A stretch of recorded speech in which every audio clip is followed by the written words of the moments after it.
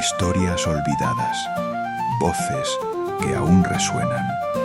Ilustres Anónimos.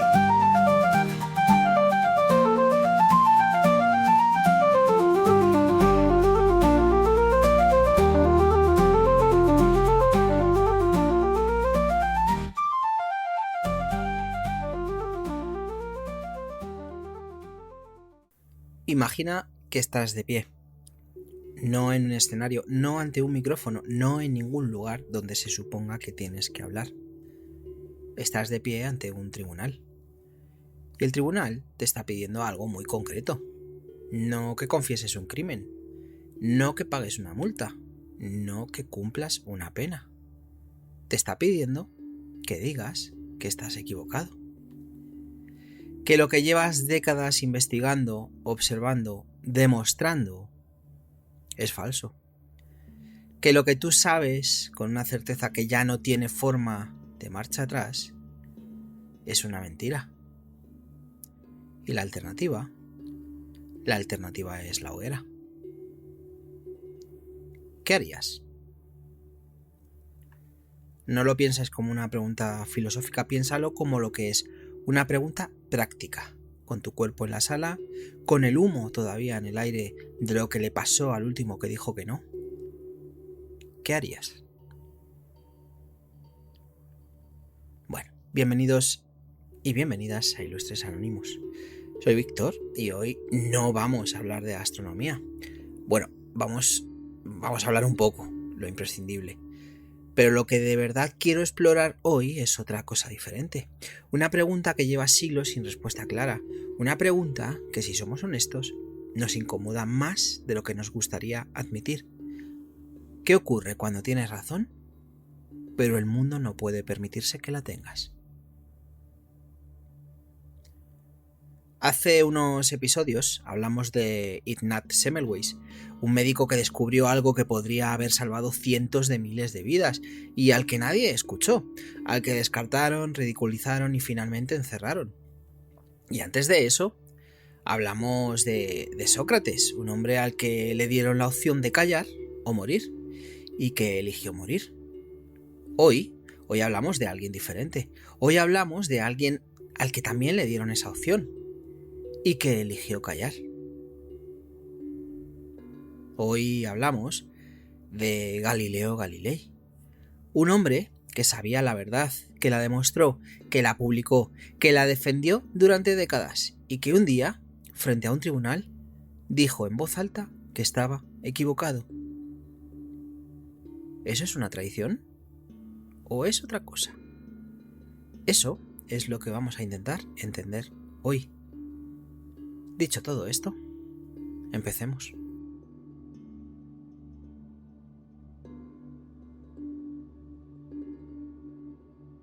Para entender a lo que le pasó a Galileo, primero hay que entender el mundo en el que vivía. Estamos en el siglo XVII en Europa, un continente que lleva siglos construyendo su identidad sobre dos pilares, la fe y el orden. Y no hablo de eso como algo abstracto o retórico, hablo de algo muy concreto, muy físico. La Iglesia Católica no es solo una institución religiosa en ese momento, es el gobierno, es la ciencia, es la filosofía, es la historia, es la ley. Y lo que la Iglesia dice que es verdad verdad. No porque lo haya decidido hace 2 días, sino porque lleva siglos construyendo esa arquitectura, una arquitectura intelectual y política que explica el universo entero, que da sentido a la vida, que justifica el poder, que calma el miedo a la muerte. Y en el centro de esa arquitectura hay una idea sencilla. La Tierra es el centro del universo. El Sol gira alrededor de la Tierra, las estrellas giran alrededor de la Tierra, todo gira alrededor de la Tierra. ¿Por qué? Porque la Tierra es donde vivimos y nosotros somos la creación de Dios y la creación de Dios está en el centro de todo. Tiene una lógica interna perfecta en un sistema cerrado, hermoso incluso. Y funciona, ojo, funciona. Funciona durante siglos. Funciona para explicar el mundo a la gente que no puede ver más allá del horizonte. El problema El problema es que a veces aparece alguien con un telescopio. Bueno, Galileo Galilei nace en Pisa en 1564, el mismo año en que muere Miguel Ángel, el mismo año en que nace Shakespeare, como si el mundo necesitara cambiar de guardia. Su padre es músico, hombre culto, brillante, terco, y Galileo hereda esas tres cosas. Estudia medicina, luego matemáticas, enseña en Padua, investiga la física del movimiento, la mecánica de los cuerpos. Es un hombre del Renacimiento en el sentido más literal, alguien para quien el mundo es un problema a resolver. Y entonces, en 1609, llega a sus manos la noticia de un nuevo instrumento óptico, un juguete, básicamente, algo que han inventado en los Países Bajos y que sirve para ver las cosas de lejos. Galileo lo mejora, le añade potencia, lo apunta hacia el cielo y lo que ve cambia todo. Ve montañas en la Luna. La Luna, que según el modelo del universo aceptado es una esfera perfecta e inmutable, resulta que tiene accidentes geográficos, tiene rugosidades, tiene una superficie como la Tierra. Ve manchas en el Sol. El Sol, símbolo de la perfección divina, tiene imperfecciones. Y ve algo que lo detiene completamente. Ve 4 puntos de luz que orbitan alrededor de Júpiter. 4 lunas. 4 cuerpos celestes que no giran alrededor de la Tierra, que giran alrededor de otro planeta. ¿Entiendes lo que significa eso? Si hay cosas en el universo que no giran alrededor de la Tierra, entonces la Tierra no es el centro de todo. Es simple, es brutal, es irrefutable. Galileo lo anota, lo mide, lo publica. En 1610 saca un libro pequeño, casi un folleto, el Sidereus Nuncius, el mensajero de las estrellas. Y en ese libro, sin gritar, sin insultar, sin pedir permiso, le dice al mundo que la arquitectura del universo, la que hemos construido durante siglos, no encaja con lo que hay ahí fuera. Lo que no sabe todavía es cuánto le va a costar esa publicación. Bueno, aquí hay que tener cuidado con una trampa narrativa. Tendemos a pensar que la Iglesia reacciona de inmediato, que en el mismo momento en que Galileo publica sus observaciones, la Inquisición llama a su puerta. Y sinceramente es que no es así. Al principio, de hecho, hay bastante curiosidad, hay interés, hay incluso entusiasmo en ciertos círculos. Galileo visita Roma. Le reciben con honores. El Papa Pablo V le concede audiencia. Los jesuitas del Colegio Romano estudian sus observaciones y las confirman. Durante un tiempo, ojo, lo vuelvo a decir, los jesuitas del Colegio Romano estudian lo que Galileo dice y confirman lo que dice. Bueno, durante un tiempo, Galileo es famoso, es brillante, es admirado. El problema en sí no es el telescopio. El problema es lo que Galileo empieza a decir que implica el telescopio, ¿no? Porque hay una diferencia enorme entre decir he observado esto y decir esto demuestra que el universo funciona de esta manera. La Iglesia en esos años puede convivir con la primera afirmación sin problemas. Las observaciones son datos. Los datos se pueden interpretar, se pueden encajar en el modelo existente con un poco de esfuerzo intelectual. Lo que no puede tolerar es la segunda afirmación, la que dice que el modelo existente está equivocado. Porque si el modelo está equivocado, entonces las escrituras que lo sostienen también lo están. Y si las escrituras están equivocadas en esto, ¿en qué más están equivocadas? No sé si lo veis. No es una pregunta astronómica, es una pregunta puramente política, una pregunta de poder, una pregunta sobre quién tiene la autoridad para decir lo que es real.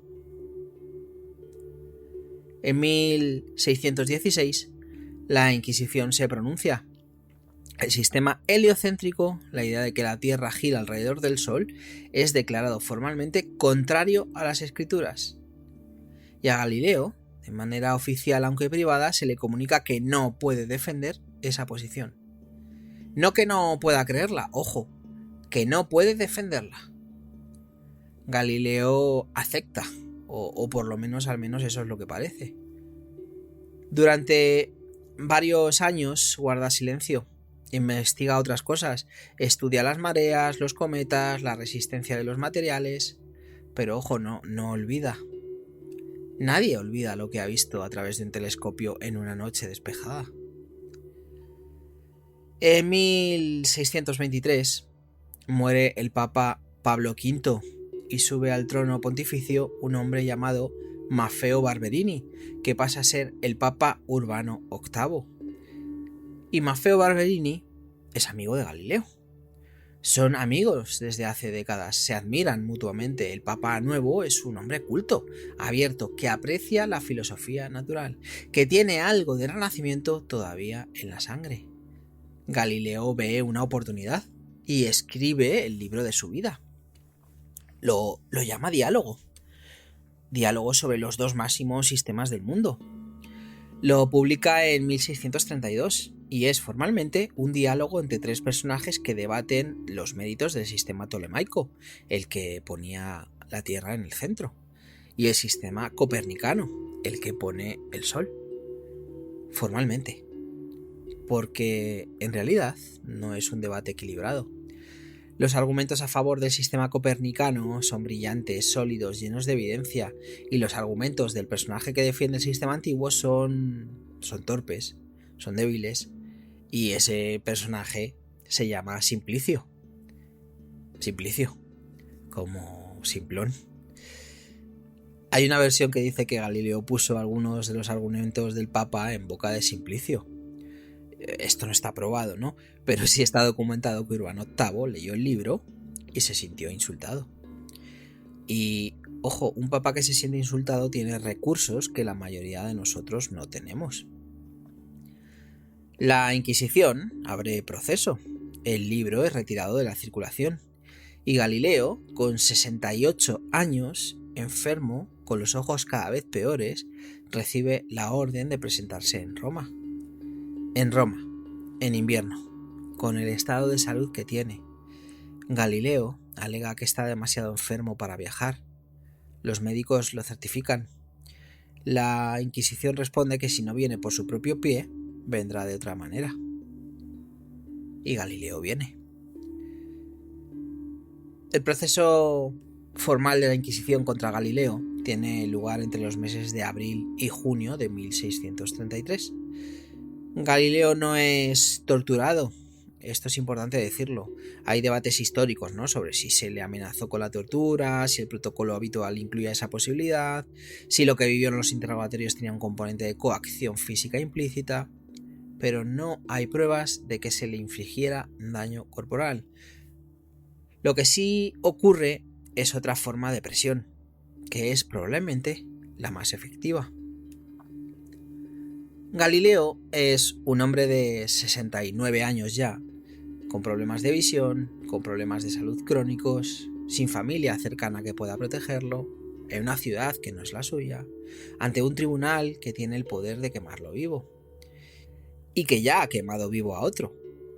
30 años antes, en esa misma ciudad, y os va a sonar, Giordano Bruno fue quemado en la hoguera por sostener ideas similares, por no retractarse. Galileo sabe eso.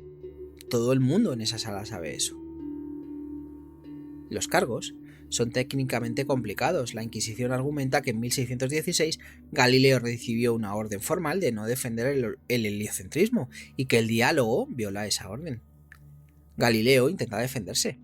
Dice que el diálogo es un debate neutro. Dice que no recuerda bien los términos exactos de la advertencia de 1616. Dice que el libro tiene un prefacio donde se deja claro que el heliocentrismo es solo una hipótesis. Y es que nadie le cree.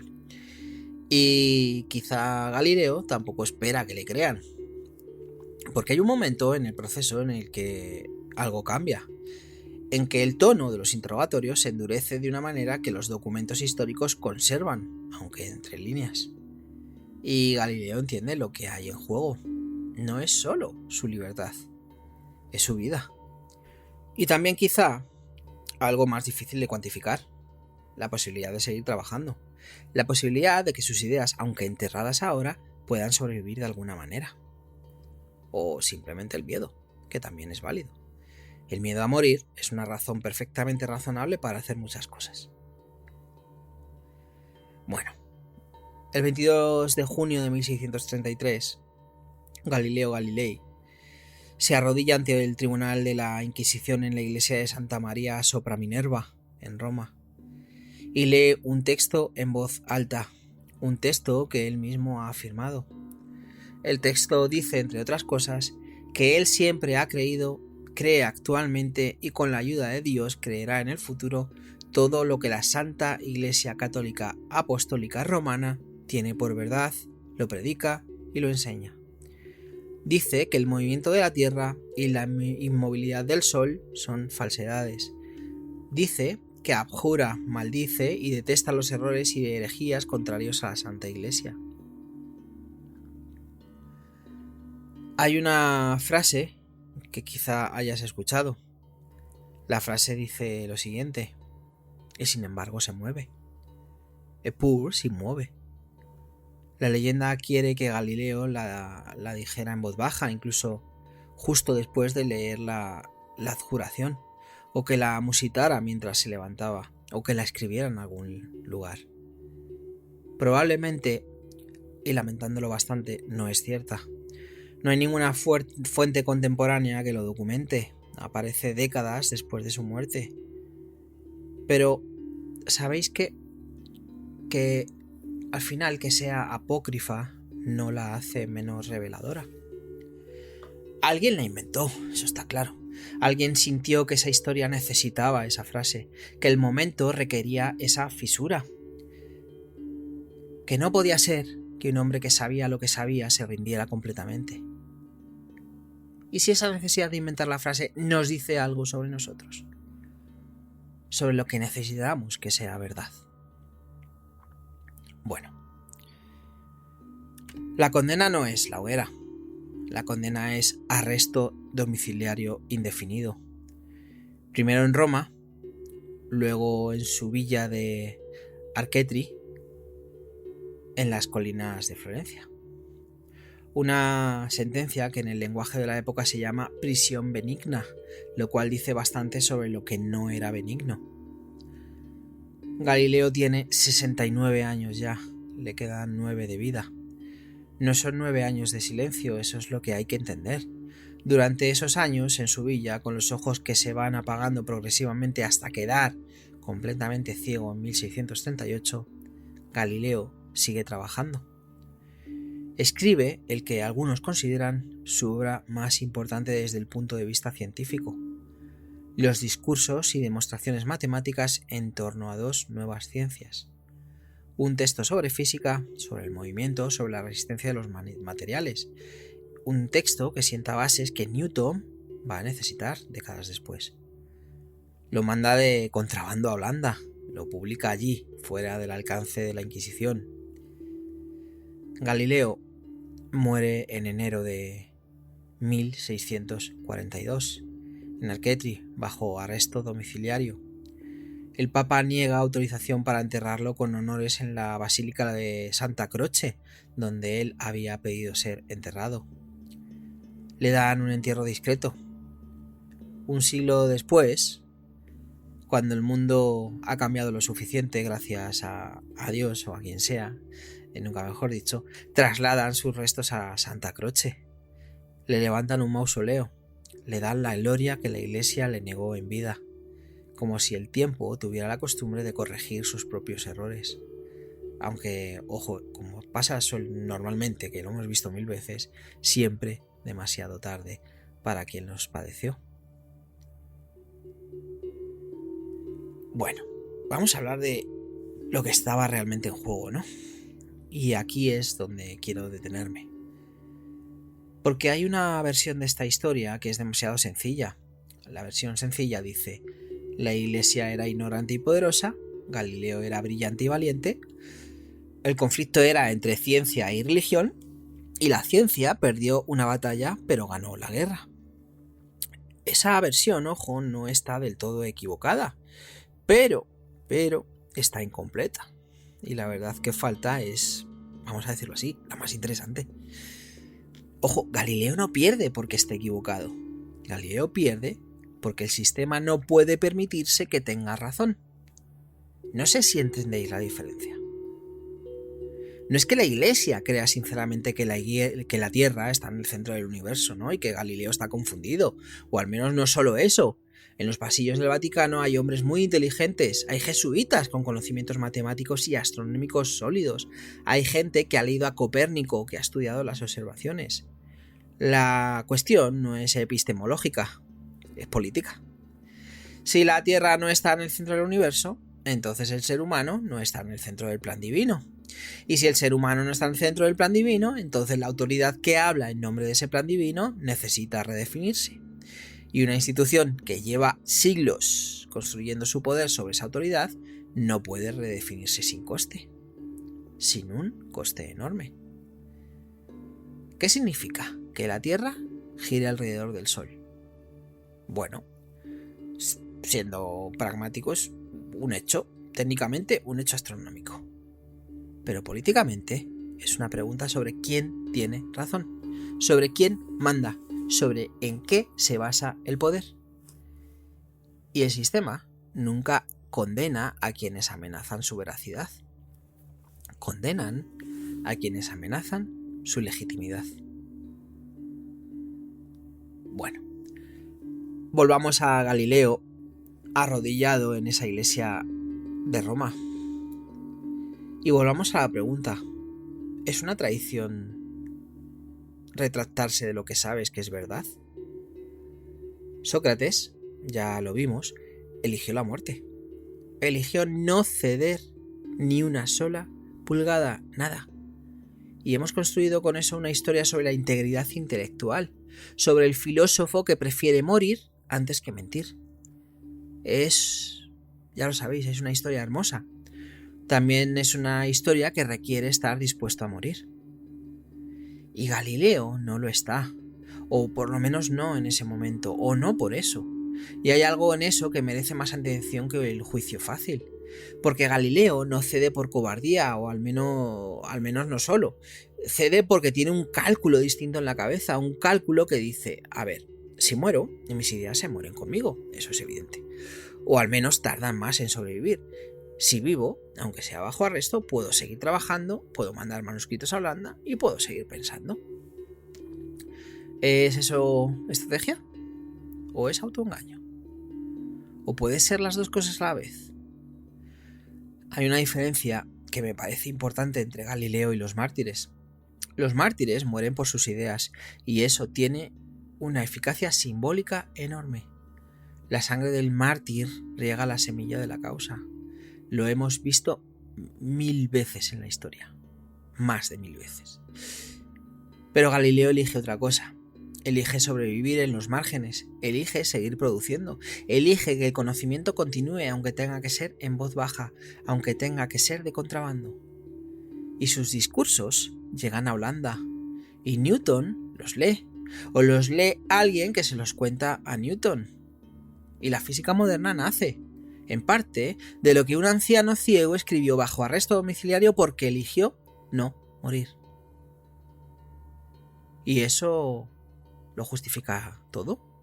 Te podrás estar preguntando. Pues no sé, yo desde luego no te lo voy a decir yo. ¿Lo justifica algo, en parte? Bueno, eso sí que merece al menos una pausa, ¿no? Una pausa. Y es que esto no va solo de Galileo. Hay una tentación enorme de convertir esta historia en una parábola del pasado, en algo que ocurrió en el siglo XVII y que hoy, gracias al progreso, ya no puede repetirse. Pues ojalá. Pero la estructura del problema de Galileo no es del siglo XVII. La estructura del problema de Galileo es de siempre. Es la estructura de cualquier sistema que ha construido su autoridad sobre una narrativa y al que le llega alguien con datos que cuestionan esa narrativa. ¿Cuántos científicos han retrasado la publicación de resultados porque contradecían lo que financiaba su investigación? ¿Cuántos médicos Han guardado silencio sobre efectos adversos porque el protocolo establecido no dejaba margen para el disenso.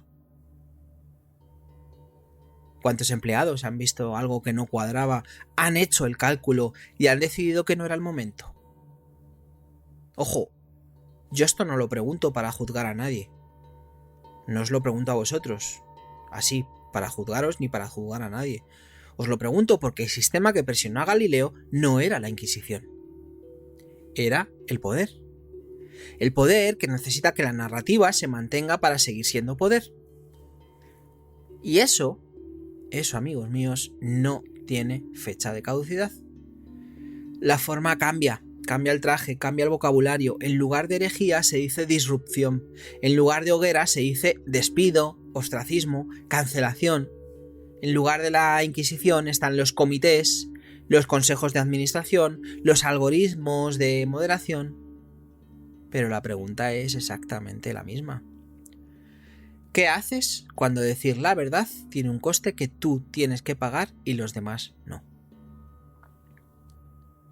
Galileo respondió de una manera, Sócrates de otra. Semmelweis, que no respondió sino que fue arrastrado, de una tercera.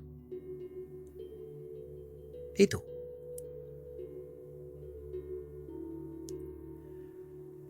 Bueno, el 22 de junio de 1633, Galileo dice en voz alta que la Tierra está inmóvil. Y al salir de esa iglesia, la Tierra sigue girando a exactamente la misma velocidad, por exactamente la misma trayectoria, sin ningún interés en lo que acaba de decir ese anciano en esa sala. Eso es lo que más, o lo que me parece más inquietante, ¿no? de esta historia. No el juicio, no la abjuración, no la iglesia, ni el poder, ni los interrogatorios. Lo más inquietante es que la verdad no necesita que la defiendan. La verdad es perfectamente indiferente a nuestro coraje o a nuestra cobardía. La Tierra giraba antes de Galileo, giraba durante el juicio y giraba después. El universo no esperó a que le dieran permiso. Entonces, ¿para qué sirve decir la verdad? Si la verdad va a ser verdad de todas formas. Si el universo no necesita de nuestro testimonio para funcionar. Bueno, quizá sirve para nosotros. Quizá decir la verdad en voz alta, defenderla, no es un servicio a la verdad en sí misma. Es un servicio a nosotros mismos, a lo que somos o a lo que queremos ser.